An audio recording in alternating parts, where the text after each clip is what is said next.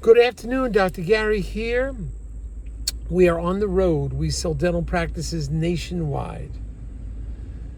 And today's topic, we are dental practice brokers. Today's topic is another delay in the process of selling a dental office. Listen carefully. All right, we're going to get into what happened this time. It was at 6:52 this morning. Crazy, ridiculous delay. So anyway, we've been in business now 12 years. We're dental practice brokers nationwide. We have 10 employees, 27 states we're in, and we are available to you 363 days a year. We take off Christmas and Easter.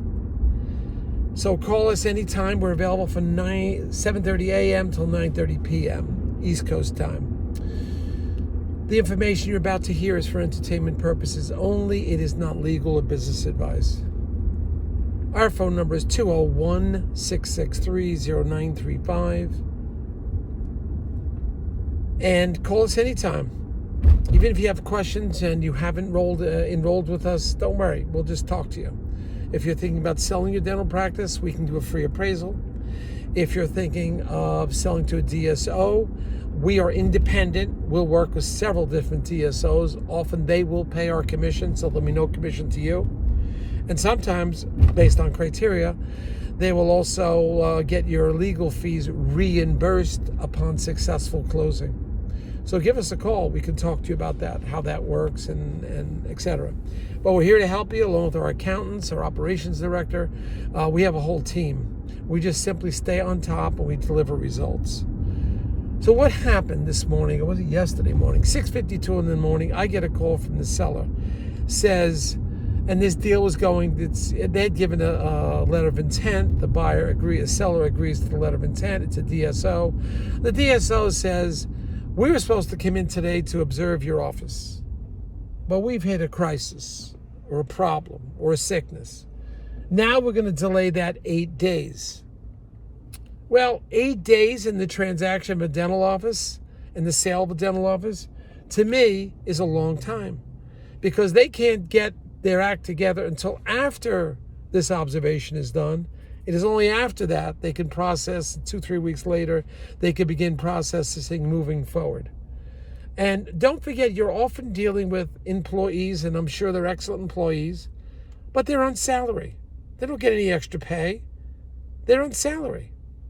There's no incentive to get the job, to get the closing fast. We want to get the closing properly and as soon as possible, because anything that can happen.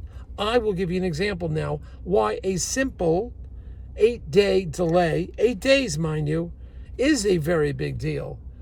And 8 days on a 60-day transaction, beginning to close, is a 13% delay. Well, let's go over real life. And that's what we try to do. We try to give you, as a cop on the beat is going to tell you, or the reporter from the front lines will tell you. Let me give you an example of what happened. This goes back to March 4th of 2020. That was right around COVID time when things were getting crazy. So on March 4th, we finally went to closing on one of our deals. What we didn't know was 7 days later, on or around March 11th, 2020, what happened? They shut the whole country down. Everything got shut down. So this large deal closed on March 4th. I had no idea the country was closing on March 11th. Certainly if the buyers knew the country was closing on March 11th, they probably would have delayed a little bit and wait to see how things settle out. Well, I didn't know, the seller didn't know, and the buyers didn't know. All I knew was I wanted to go to closing so that everybody's protected, buyers protected, sellers protected, attorneys did everything properly. Everything was on board. And you may ask, well, what's a 1 week delay? What's the big deal? Well, think about it. This transaction would not have occurred. And certainly it didn't, if they knew what would happen on March 11th, everybody would have held back. The seller wouldn't hold back, but the buyer would. And if I don't know if the deal would have ever gone through. It's the unknown that would happen. And that's what we as brokers do. We're in the middle. We are always pushing to get the deal closed in a proper fashion so that everybody's protected and the buyer's protected, the seller's protected, and all the due diligence is done. But this incident, which happened at 6:52 in the morning, put us back 8 days. And that 8 days could be another pandemic. I don't know. And I didn't know on March 4th of 2020. That's what we do for you. We're in the middle. We are there pushing to get the deal done properly so that the buyers got it done, the sellers get it done, the attorneys are happy, go to closing. And back in March 4th of 2020, we got that deal done. And 7 days later, the entire country was shut down.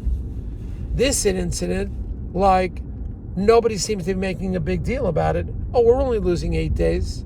We're only pushing the closing another 13% further down. But we stayed on top of it.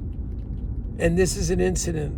And we're jumping on the DSO's case right now. Get this done. We don't want to wait another 8 days. Get a substitute person in there. We realize your employees are paid salary. It's no incentive for them. But that's something that we are not comfortable with. And we're trying to do the best we can because we remember what happened in March 4th of 2020. That's what we do for you. We're on this. We don't have time to go into a studio with fancy plans and wearing a suit and tie. This just happened this morning or yesterday morning. We were like within hours or 24 hours before. We're there, okay? And we just don't have time to be in a fancy studio. We're trying to tell you what it's like, information from the front, the cop on the beat, and we hope you find it helpful. This is what real life happens on a day-to-day events. So, great talking to you. It's been a hot day. I've been on doors all day. I'm going for a swim. I'll see you later. Bye.